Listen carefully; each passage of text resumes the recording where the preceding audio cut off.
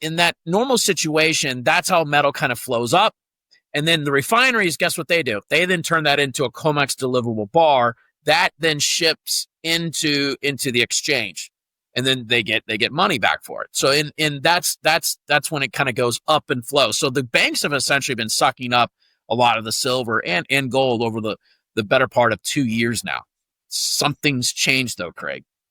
So while there still are sellers out there, absolutely, buyers are now stepping in. So it's almost like a new class. So there's a lot of people probably watching this show. Maybe you were around in single digits. Maybe you bought during COVID when it dropped into the teens, or you bought in the 20s. Or other people are just like, I'm out. But there's a lot of people now that go, man, where is silver going to go in the next 5 years? And they're looking at it.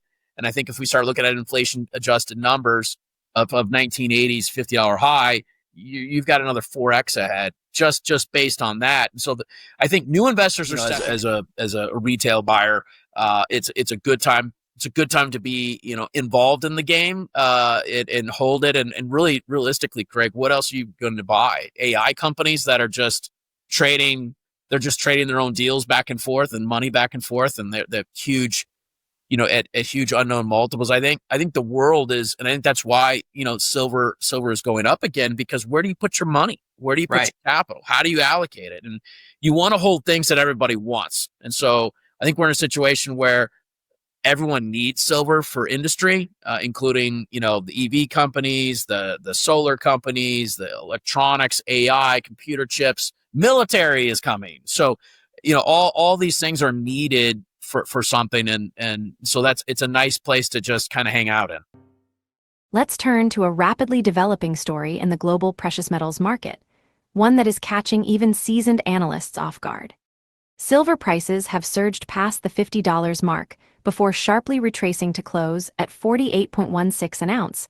Supply pipelines are tightening, and stress is emerging across global trading hubs as physical investors and industrial users clash over shrinking inventory. What looked like a routine rally has now escalated into something much bigger. A structural squeeze driven not by speculators, but by institutions, refiners, and sovereign buyers positioning ahead of rising geopolitical and financial risk. And the message coming from industry insiders is clear. This isn't 2011. This isn't a Reddit flash mob. This is the early phase of a real supply shock. Let's break down what's happening and why the next few weeks could reshape the silver market for years to come. In a recent discussion, Scottsdale Mint CEO Josh Phair warned that the silver market has entered what he describes as a metal war, where global players scramble to secure supply both above and below ground. For most of the past year, central banks and large institutions quietly accumulated gold, while silver lagged behind, almost ignored. Phair says that silence has ended. Buyers are now overwhelming sellers, not from speculation, but from structural, long-term demand. And unlike previous market cycles, this squeeze is occurring as the world faces unprecedented forces all at once. Trade realignments and tariffs reshaping global logistics, BRICS nations repatriating and hoarding metal, inflation eroding fiat credibility, and a growing expectation of geopolitical conflict and supply chain fracture. Phair notes that the United States now holds significant silver stocks, while London, historically the core of global bullion finance, appears increasingly stressed. With leasing markets tightening and interest rates on metal loans spiking as high as 40 to 100% annualized, refiners and bullion desks are being forced to unwind positions, sell metal, or shut down intake entirely. Even more striking, refiners in some regions have stopped purchasing scrap from retail sellers because financing capacity is tapped out. In past cycles, rising prices led to heavy recycling. Today, financing bottlenecks and institutional hoarding are choking that flow. Now we'll show you more clips of the latest interview, but first smash the subscribe button and turn on notifications so you do not miss out on our daily recaps. I'd like to say I can predict everything, which I cannot, but I did see this coming.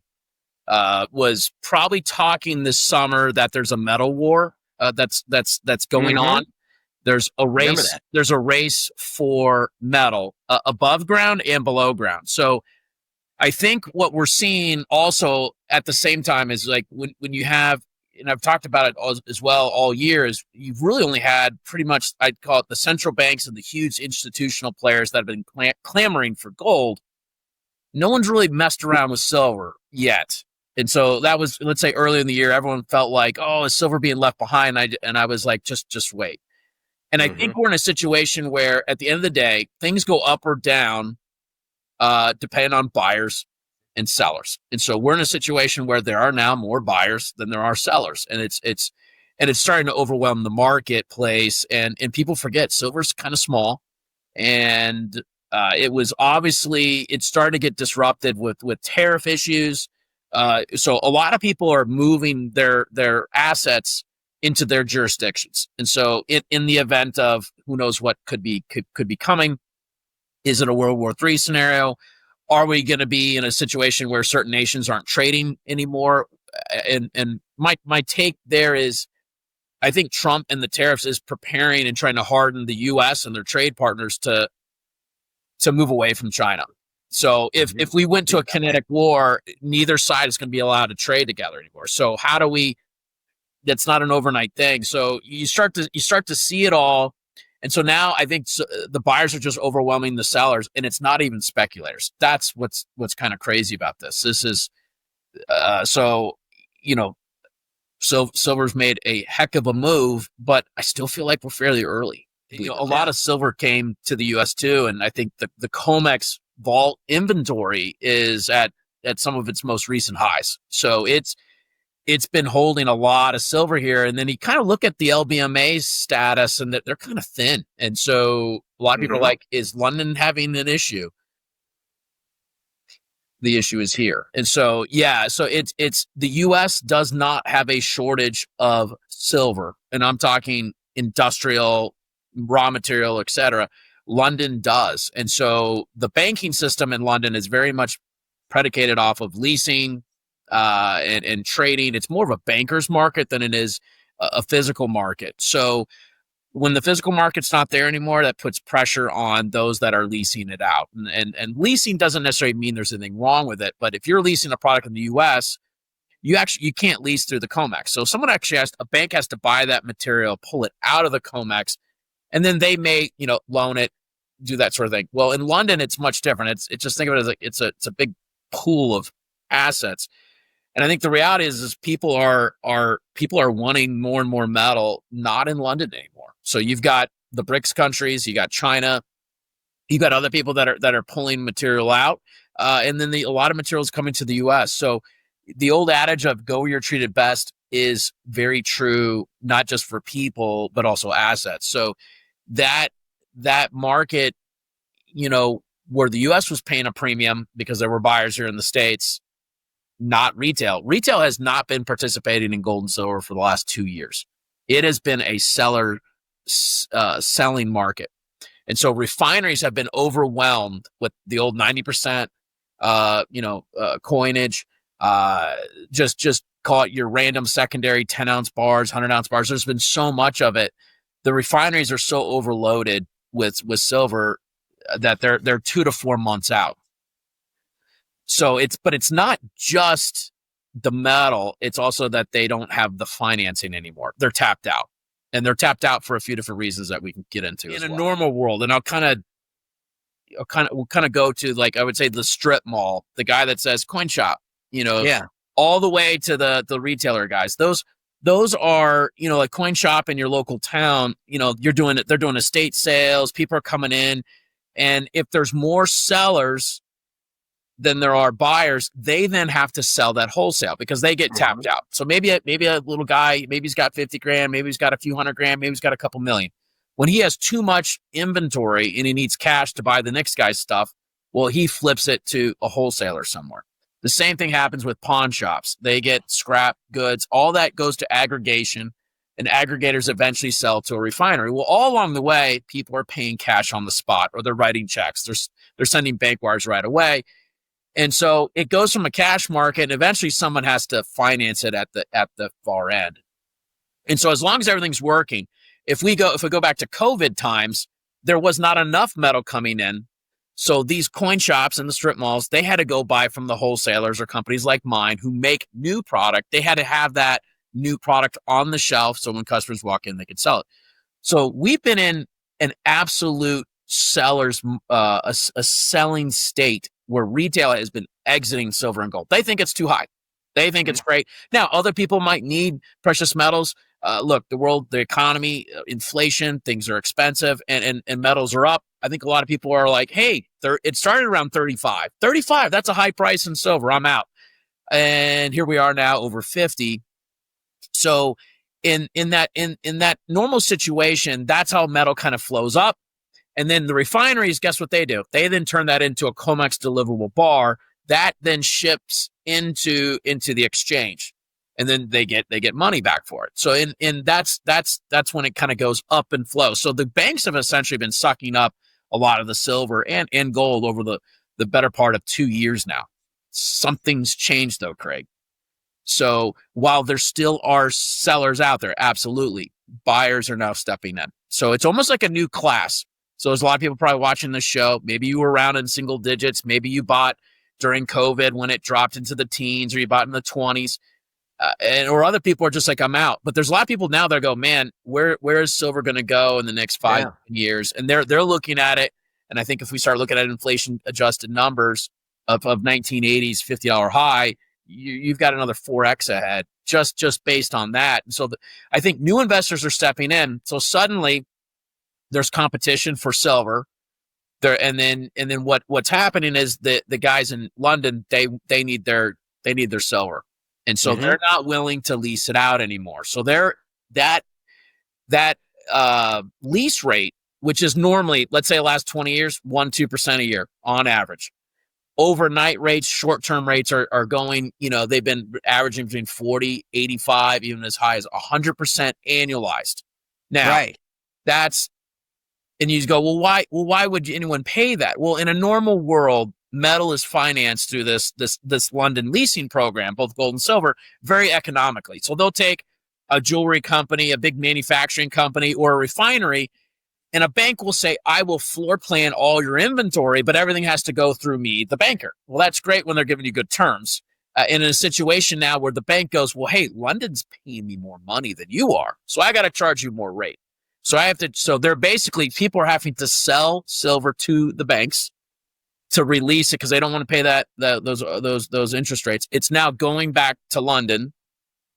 Or let's just say you're a company who is buying more and more silver for whether you're making semiconductors, medical equipment, brazing wire, whatever you're in. It's not just the bullion guys, investment guys.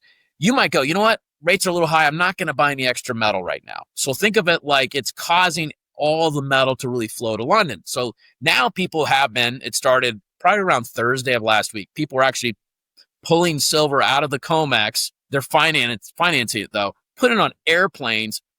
On an average, you're probably talking about $75,000 to fly 300,000 ounces of silver on an airplane.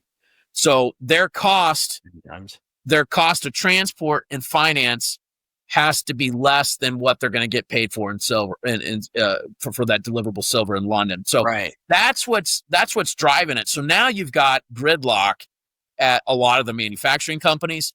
You've got gridlock at the refineries, the ones that are all banked heavily.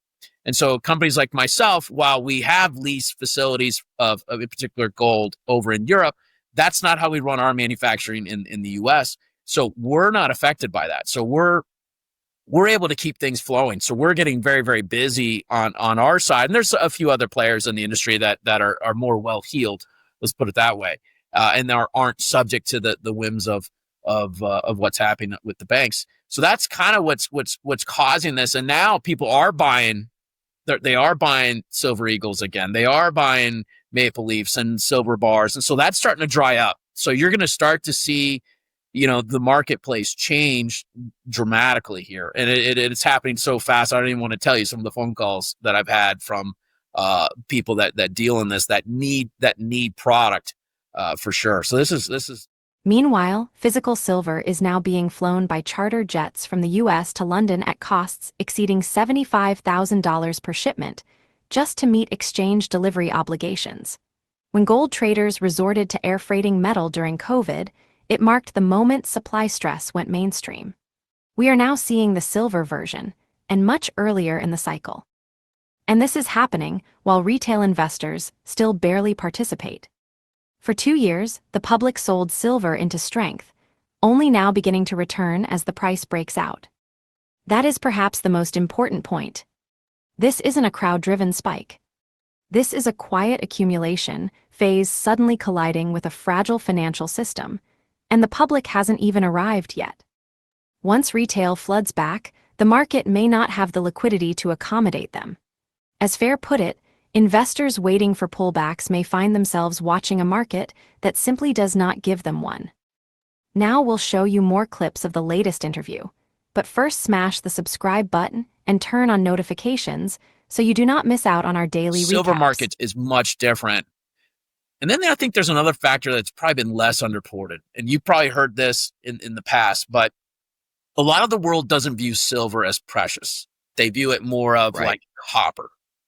But the higher the price gets, it starts to interest, let's say, people in other economies. They start to think of it more of a precious metal. So I think we're getting a factor there now. You're seeing videos in China of people clamoring for gold. So are people going to be clamoring for silver as well? So, gold now, $4,200. Oof, that's expensive. So you look at that gold silver ratio, you're like, man, silver's a deal. So I think you've got new population centers who become investors in something that they weren't maybe participating last decade. So I think that's an interesting dynamic that's driving things as well. Silver market is much different. And then I think there's another factor that's probably been less underreported. And you've probably heard this. And then I'm going to say this. Someone is squeezing London. And if we take, if you watch the movies, about, the drug dealing movies, you don't want to kill your customers. So I think, and I'm not saying all bankers are like drug dealers. Josh Phair says all bankers are like drug dealers. Don't put me on record on that. But if we just have to think about it, they have to make money off of their customers. Sometimes too much. Yeah. So, in this situation, someone's getting really squeezed badly and someone's making a lot of money. So I think we're in a situation where, they're going to have to release the pressure at some point. So you got it. And then they're going to do a squeeze again. So that would be my prediction. So what to look for? Probably all of it. But for someone who's dealing in the physical metal, it gets very difficult because the bid ask prices, because of all the volatility, they're widening because there's just extreme risk of buying and selling things, and you'll have to continuously replenish things, on different continents. The pricing's different in Europe than it is in the States. So it gets kind of interesting. So I think when we see that, if the volatility and the spreads start to tighten, that means we're kind of normalized at least a little bit, but that doesn't mean we can't go again. So it feels like this is going to be a longer term thing to me. If I really, even though it might be mainly resolved, but that doesn't mean that I think, Katie barred the door again. Here we go. It's just, I think it'd be healthier for the market if some of this could resolve, but that doesn't mean that's going to stop the price, if that makes sense. I have a degree in risk management. And so I look through the lens of risk mitigation as much as possible. So, like in my manufacturing company, the amount of redundancy that we have equipment wise, different things so we can keep our customers flowing. The same thing with metal procurement.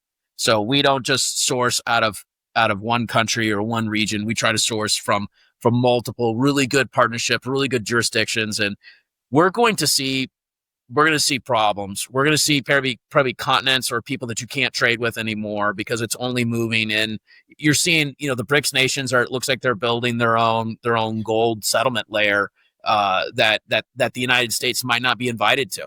What's that look like? So I think the dynamic here is that you have to be nimble. You got to be as careful as you can. So, what my company did and how we grew a lot during COVID is we never sold product that we hadn't secured physical metal for. So, I may have told some wholesalers or some people, it might be 2-3 months, but I have secured that material. I have already purchased that material and it is coming to me and it's from a known, it's not like I'm just guessing I'm going to find it. So that we were able to get through that tough time and deliver every single ounce. And so that's where I think a lot of times, if you can't do that, and I respect the companies that have to say, I have to turn off my trade desk, and that's okay. And so we've done that before as well. If you can't secure the physical metal, you have to hit the pause button until you can kind of sort it through. Yeah. That's the world we're looking at. So I think it's just making sure you've got those partnerships, those relationships, to make sure you can, get through the good times. And meanwhile, for most people that are watching this is just more, I call it, industry's chat of what's happening. But what does that mean, on the retail side is buy from, places like Sprott Money, and my company does a lot of work for them and makes custom products for them as well. And is buy from reputable companies that have been around a long time, that you've done a lot of transactions for. And so I think that's what, as a retail buyer, it's a good time. It's a good time to be, involved in the game, and hold it. And really, realistically, Craig, what else are you going to buy? AI companies that are just trading. They're just trading their own deals back and forth and money back and forth, and they're huge, at huge unknown multiples. I think the world is, and I think that's why, silver is going up again, because where do you put your money? Where do you put your capital? How do you allocate it? And you want to hold things that everybody wants. And so I think we're in a situation where everyone needs silver for industry, including, the EV companies, the solar companies, the electronics, AI, computer chips, military is coming. So, all these things are needed for something. And so it's a nice place to just kind of hang out in. As the Federal Reserve signals future balance sheet expansion, global trade blocs split, and inflation remains stubbornly embedded, precious metals are reclaiming their historical role as monetary insurance. And silver, long overshadowed, is now emerging as the most asymmetric asset in the system. A monetary metal with industrial urgency, tiny available inventory, and rising global demand. We may see volatility, we may see brief pullbacks, but industry voices agree on one thing: this market is fundamentally different from past cycles. When physical supply tightens before the public rushes in, the window to act is rarely visible, until it's already closing. So the question for investors is simple: will you prepare while silver is still available, or compete for it when shortages are obvious to everyone? The clock is ticking. And in markets like these, price is not the only risk. Availability is. Post in the comment section down below your honest opinion. Share this video with someone who needs to hear this. Subscribe and click the notification button to get more updates. Stay informed,